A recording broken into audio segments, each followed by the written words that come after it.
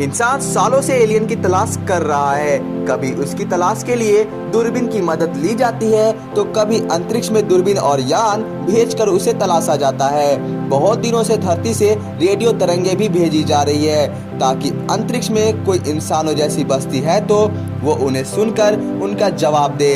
मगर अब तक एलियंस ने इंसानों के किसी भी संदेश का जवाब नहीं दिया है।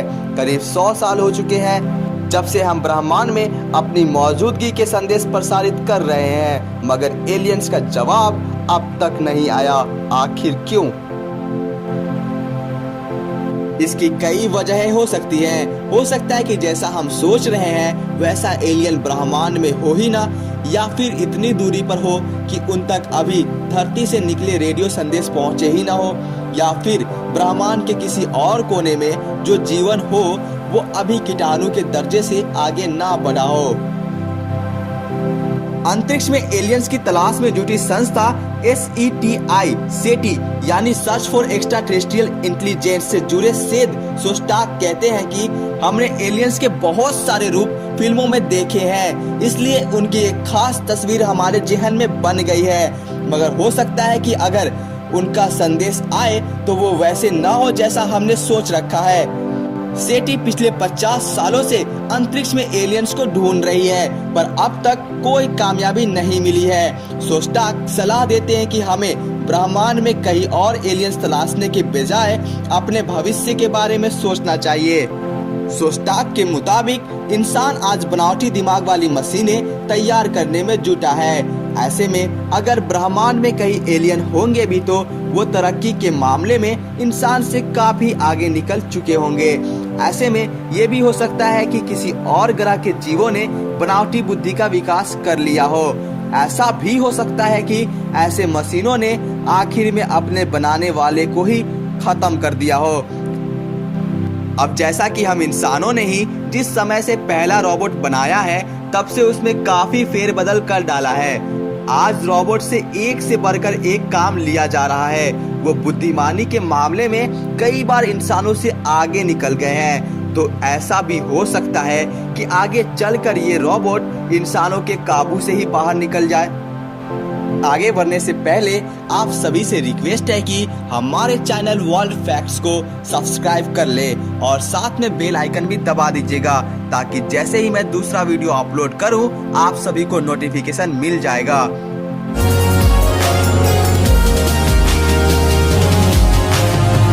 पूर्व अंतरिक्ष यात्री और लेखक स्टुअर्ट क्लार्क कहते हैं कि अगर ये बनावटी दिमाग वाली मशीनें इतनी तेज रफ्तार हो जाए कि इंसानों का आदेश मानने से इनकार कर दे तो बहुत मुमकिन है कि आगे चलकर ये अपना राज कायम करने की कोशिश करे। ऐसी बहुत सी कल्पनाएं इंसानों ने कर रखी है।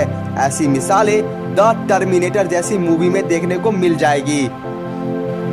वैसे कुछ लोग ये भी कहते हैं कि इंसानों जैसी सोच वाली मशीनें बनाना करीब करीब नामुमकिन है। ऐसा होगा या नहीं आज तो कहना मुश्किल है, पर स्टुअर्ट क्लार्क कहते हैं कि ऐसी सोच से हम एलियंस की अपनी तलाश को एक दायरे में बांध देते हैं।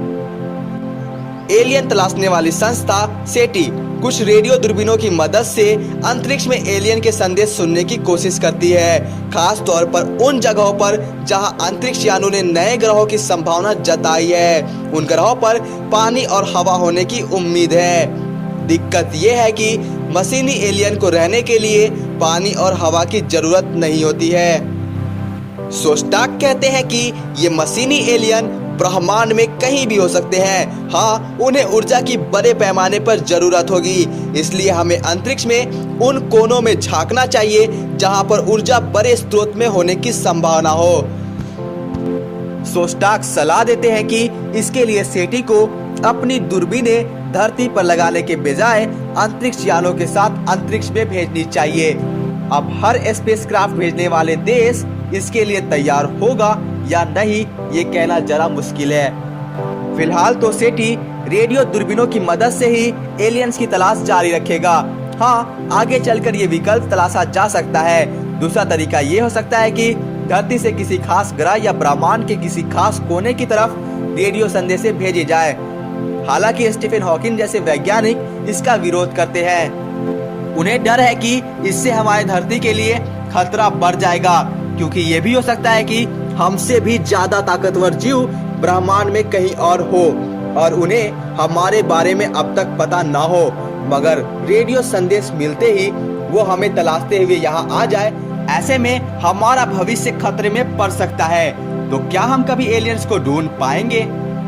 शोस्टैक और स्टुअर्ट क्लार्क कहते हैं कि ना तो इससे इनकार किया जा सकता है और ना ही पक्के तौर पर कहा जा सकता है कि हाँ, इंसान एलियंस को ढूंढ निकालेगा। तब तक हमें तलाश तो जारी रखनी होगी। तो दोस्तों, आपको एलियंस के बारे में क्या लगता है? मान लो उसे एक दिन पृथ्वी के बारे में पता चल जाए और वो यहाँ पहुँच भी जाए, तो ऐसे में वो हमसे दोस्ती के लिए हाथ बढ़ाएगा या दुश्मनी के लिए हमें मारना चाहेगा? इसका जवाब आप कमेंट में दे सकते हैं।